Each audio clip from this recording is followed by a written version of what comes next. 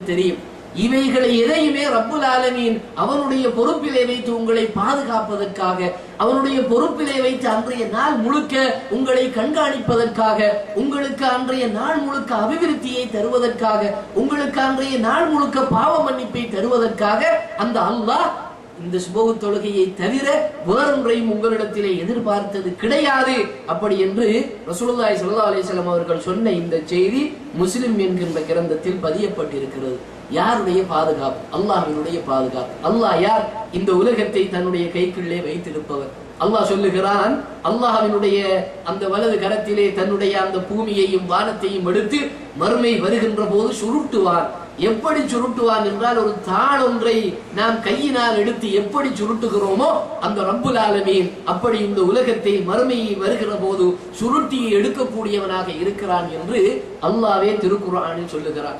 அந்த பலமான அந்த ரப்புல் ஆலமீன் உலகத்தையே ஆட்சி செய்யக்கூடியவன், அவனுடைய ஏவல் பிரகாரம் தான் இந்த உலகமே நடக்கிறது என்று இருக்கக்கூடிய அல்லாஹ் அவன் நம்மை பொறுப்பெடுக்கிறான் என்கிற போது இந்த பொறுப்பு தேவையில்லை என்று ஒரு மனிதன் போகிறான், ஒரு மனிதன் சுபஹ் தொழாமல் தூங்குகிறான், அவனுடைய அந்த சிறிய ஒரு இன்பத்துக்கு அவன் முக்கியத்துவம் கொடுக்கிறான், ரப்புல் ஆலமீனுடைய பொறுப்பை தள்ளி வைக்கிறான் என்றால் அந்த மனிதனை விட நஷ்டவாளி இந்த உலகத்திலே யார் இருப்பார் என்பதை நாமே என்ன செய்ய வேண்டும்? தீர்மானித்துக் கொள்ள வேண்டும்.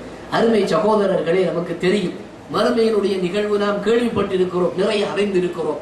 ஒவ்வொரு மனிதனும் அவனுடைய நிலைமைகளை பற்றி அவன் நினைத்து சஞ்சலப்பட்டு கொண்டிருக்கக்கூடிய நேரம். நமது நிலை என்னவோ என்று ஒவ்வொரு மனிதர்களும் கவலைப்படுகிற நேரம். நபிமார்கள் கூட என்ன செய்வார்கள்?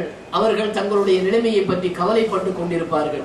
நபிமார்கள் இப்ராஹிம் அலைஹிஸ்ஸலாம் அவர்களை பற்றி நபி அவர்கள் சொன்னார்கள், ஹதீஸிலே சொல்லு, புகாரியிலே வருகின்ற செய்தி, என்னுடைய நிலைமை எனக்கு தெரியாது, உலகிலே நானும் சில பொய்கள் சொல்லி இருக்கிறேன் என்று இப்ராஹிம் அலைஹிஸ்ஸலாம் அவர்கள் கலீலுல்லாஹ் என்று பெயர் எடுத்தவர்கள், அல்லாஹ்வினுடைய நண்பர் என்று அறிமுகப்படுத்தப்பட்டவர்கள் ஹதீஸிலே அல் குர்ஆனிலே அவர்களே சொல்வார்கள், எனக்கு தெரியாது, எனது நன்மை எனக்கு தெரியாது, உலகிலே சில பாவங்கள் நானும் செய்திருக்கிறேன், எனவே எனக்கு சுருக்கமா நரகமா, அல்லாஹ்வினுடைய அந்த அருளா அல்லது அவனுடைய தண்டனையா என்று எனக்கு தெரியாது, எனவே உங்களுக்கு சிபாரிசு செய்ய என்னால் முடியாது என்று நபிமார்கள் தடமாறுகின்ற அந்த நாளிலே அல்லாஹு தஆலா சுவர்க்கத்துக்குள்ளே நுழைகின்ற வரைக்கும் சில மனிதர்களுக்கு ஒளி கொடுப்பான்.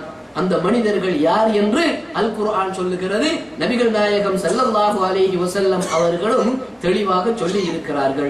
அல்லாஹ் அந்த நிகழ்வு சம்பந்தமாக சூரத்துல் ஹதீத் என்கின்ற அத்தியாயத்தினுடைய 12வது வசனத்திலே சொல்லுகிறார், யௌம தரல் முஃமினீன வல் முஃமினாத்தி யஸ்ஆ நூருஹும் பைன ஐதீஹிம் வ பிஐமானிஹிம் புஷ்ராக்குமுல் யௌம ஜன்னாத்தின் தஜ்ரி மின் தஹ்திஹல் அன்ஹார் ஹாலிதீன ஃபீஹா.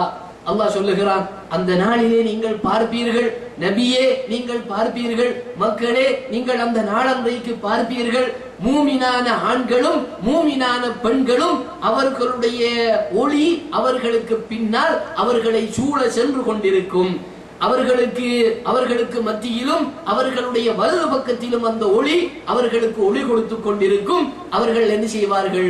நிரந்தரமாக இருக்கக்கூடிய நிரந்தரமான ஆறுகள் ஓடிக்கொண்டிருக்கக்கூடிய அந்த சுவர்க்கத்தினுள்ளே நுழைவார்கள் என்று அல்லாஹ் அந்த ஒளியை பற்றி சொல்லுகிறார்.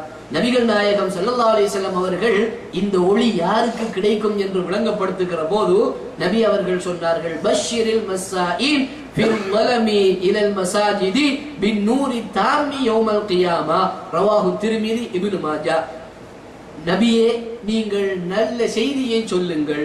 யாருக்கு? இருள் சூழ்ந்த நேரங்களிலே, இருட்டாக இருக்கின்ற நேரங்களிலே, இரவு நேரங்களிலே எந்த மனிதர்கள் பள்ளி வாயலுக்கு நடந்து செல்கிறார்களோ இந்த மனிதர்களுக்கு நல்ல செய்தியை சொல்லுங்கள். என்ன நல்ல செய்தி தெரியுமா? இவர்களுக்கு அல்லாஹ் மறுமையிலே பூரணமான ஒளியை கொடுப்பான்.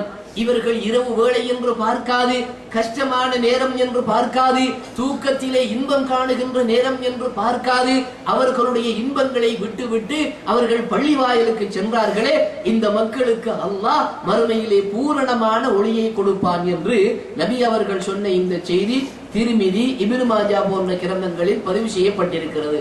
இந்த மறுமையிலே ஒளி கொடுக்கப்படக்கூடியவர்கள் சுபஹ் தொழுகையை தொழுகின்ற மனிதர்கள் தான் என்பதை உறுதிப்படுத்தக்கூடியதாக புகாரி முஸ்லிமிலே ஒரு ஹதீஸ் இருக்கிறது. நபி அவர்கள் பள்ளி வாயிலுக்கு சுபஹ் நேரத்திலே வெளியாகி போவார்கள் என்றால் பின்வருகின்ற பிரார்த்தனையை ஓதிக்கொண்டு போவார்கள். அல்லாஹும்ம ஜஅல் ஃபீ கல்பி நூரா, யா அல்லாஹ் எனது உள்ளத்தை ஒளிமயமானதாக ஆக்கி விடுவாயாக. வஃபீ சம்இ நூரா, என்னுடைய செவிப்புலனை ஒளிமயமானதாக ஆக்குவாயாக. வஅன் யமீனி நூரா, எனது வலது பக்கத்தையும் எனது இடது பக்கத்தையும் ஒளிமிக்கதாக யா அல்லாஹ் நீ ஆக்கித்தா. வஃபௌகி நூரா வதஹதி நூரா, எனக்கு மேலாலும் எனக்கு கீழாலும் நீ ஒளியை எனக்கு தந்துவிடு நாயனே. வஅமாமி நூரா வகல்ஃபி நூரா, அதே போன்று எனக்கு முன்னாலும் பின்னாலும் ஒளியை தந்து பூரணமாக என்னை ஒளி உள்ளவனாக ஆக்கிவை ரஹ்மானே என்று நபி அவர்கள் ஒவ்வொரு நாளும் ஃபஜ்ர் தொழுகைக்கு பள்ளிவாயலுக்கு செல்லுகிற போது ஓதிக்கொண்டு செல்வார்கள் என்ற செய்தி புகாரி முஸ்லிமிலே பதிவு செய்யப்பட்டிருக்கிறது. எனவே அருமை சகோதரர்களே, பெரியோர்களே, மறுமையிலே ஒளி